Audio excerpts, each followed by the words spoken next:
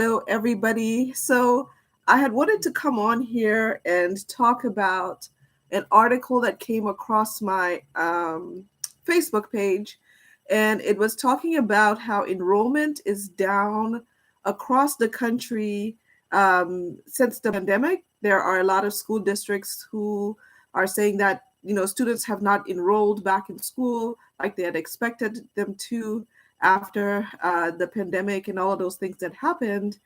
And I noticed that in my state, there's one of the biggest school districts is also experiencing something similar, and they've been open about it, and they're even coming out to say that they may close down some schools, and that would mean the students that live in that area would be rerouted. So obviously, that this is bringing up a lot, and they're holding school board meetings, and parents are not exactly happy with that. Teachers are not happy with that because they say that the students in those areas would experience a disadvantage. But I have had that thought in mind since I heard that enrollment was down, and it's kind of the thought of how come enrollment is down so significantly that some schools are thinking about closing the school building and rerouting students and things like that. There are not that many people that can afford to just leave their job and stay home and homeschool their kids. Well, when I was reading this article, it did confirm to me that, and this is one article, but it did confirm to me that even if you look at the number of students that their parents have actually gone to the school and signed saying, hey, we're going to choose to homeschool, it still doesn't account for the number of students that have not enrolled back in school. In a lot of states, including mine, homeschooling is something that's very simple to do. And even in states where homeschooling isn't simple to do, there will be parents that decide, hey, I'm going to homeschool. And in majority of states, what needs to happen then is that the parent takes a letter to the school and tells the school, hey, I am going to homeschool my child, so I'm removing them from public school. And so now the school has that on their record, and they know, okay, this student is no longer coming here. They will be homeschooled instead. In states like mine, in Texas, homeschooling is the requirements are very relaxed. There's not too many things that a parent has to do beyond that. Besides show that their student is looking at some kind of a written curriculum, right? That's the main thing that the parent has to show. I know in some states, like parents have to actually keep a portfolio, and that portfolio needs to be reviewed yearly by somebody from the state and things like that. But that article was saying even if you count those students who their parents have actually gone and disenrolled them and said, hey, we're going to homeschool, it doesn't account for that number. If you account for population, the reduction in population growth, that still doesn't count for the numbers that have dropped. So there's something going on. The article did mention that in California and some other states, that they had found that some students just decided that they were going to go ahead and just drop out and just go back to work or go to work. And so when they went to work, once school reopened, they chose just not to go back to school. Some students they found that they interviewed said that even prior to the pandemic, they were already feeling like they were far behind. And then when the pandemic happened, they had multiple challenges, like, their parents, who lost their jobs, were not able to pay for the internet that they needed in order to be online. And therefore, they felt so far back that they've decided that going back to school would not be helpful for them. It would just make them feel even worse about their their ability to learn and things like that. Another person that they interviewed said that they just had such severe depression and things like that during the time when school was online, and therefore they fell behind. And so it's the same kind of, they didn't feel like they would be able to catch up with their peers once they went back to school. So there are so many different things that I think are playing out in this, but I hope that it can come to a point where students can go back. I know the article did mention that they're very young kids as well who have not enrolled. Generally they look at like population growth to see, okay, by such and such a year, all of these kids that were born would be 5 years old, and so they would be able to start kindergarten, or they'll be 6 years old and they'll be able to start. So even that number is down as well, and things like that. The article, talked about, it did make suggestions, and things like that, where, schools, they want schools to be able to accommodate the students that have gone, the students that have not enrolled back in school because they feel so far behind, or they're experiencing depression or something of that sort. I would suggest that the schools in that area, or even the, I don't know, city council, the school board, whomever it is, I would suggest that they contact the local nonprofits in the area that were designed and dedicated to working with disadvantaged families. Because if they look at those organizations, I'm sure they'll be able to find some of the students that are not enrolled in back in, who have not enrolled back in school. I would also suggest, another suggestion is for schools to partner with the churches around the area, because one of the things that I would not want to assign, this is not, teachers should not be doing this, right? I would be very clear, like teachers should not be asked to do this. I would say that they can ask the churches, religious institutions around the area. And the reason why I'm saying religious institutions is because they're more likely to volunteer, right? A lot of religious institutions believe that volunteering is a part of the service that they were put on this planet for. So I would say, the schools could reach out to those area religious organizations in their area, get a team together and go knock on some doors. Knock on some doors and say, hey, is there a student here that hasn't returned to school since the pandemic? Is there anything that we can do to help?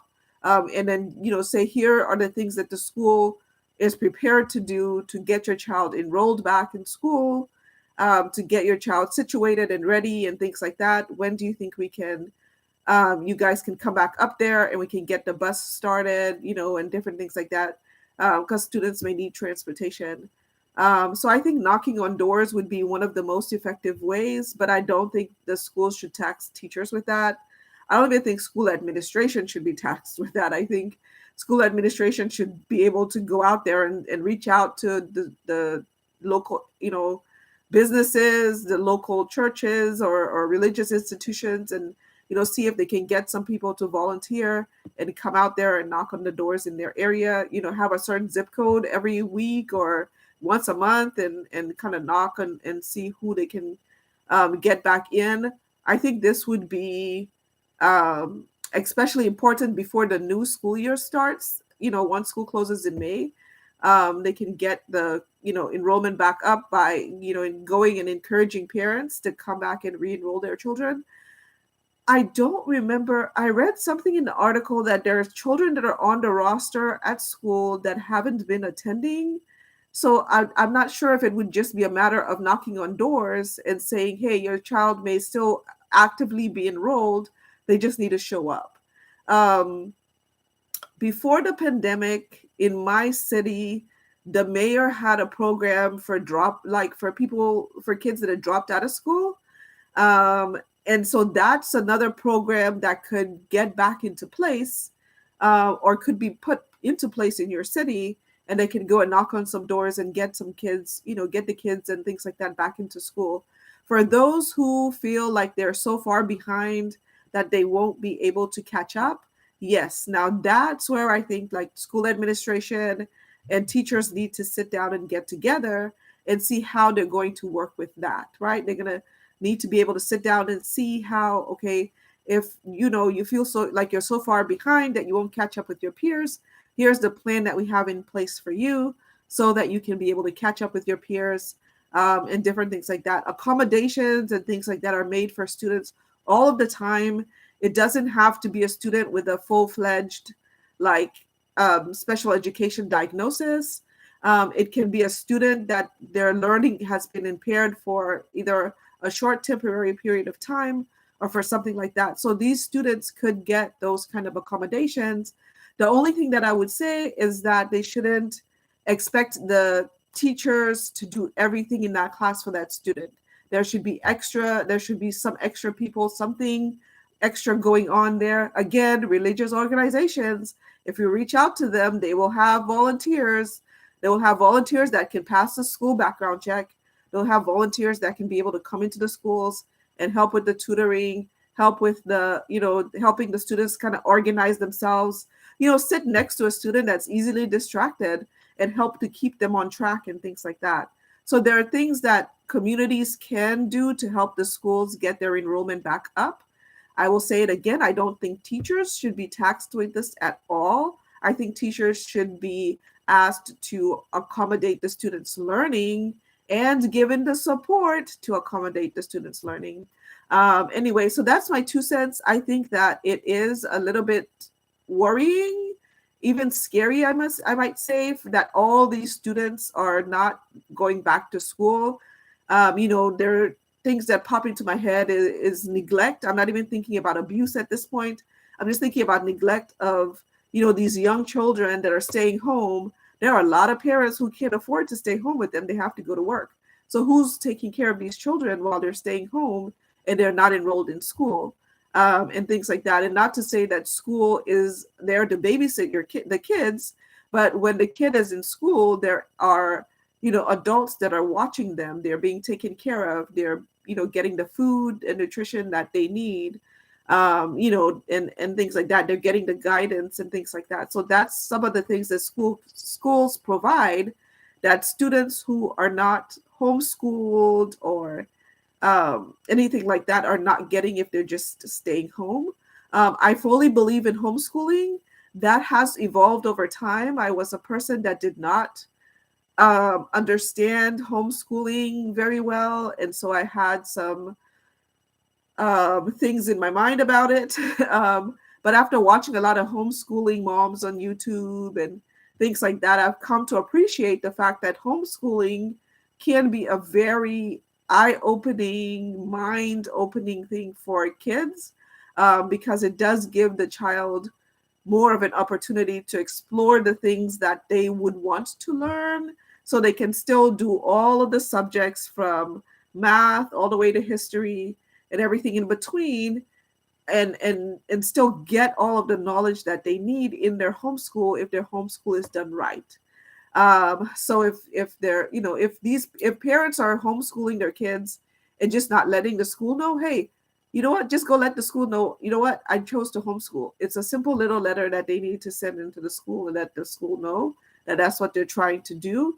And that would remove some of the anxiety that, the community and the country as a whole are having with these missing, kids that are missing from the academic space, and things like that. So I hope that this was interesting for you. If you've listened all the way to the end, thank you very much. Leave your comments down below. Let me know what you think about this idea that a lot of these kids are missing from the academic space, and they just don't know where they are or what they're doing. All right, leave me some comments and I will respond when I get to them. All right, thank you.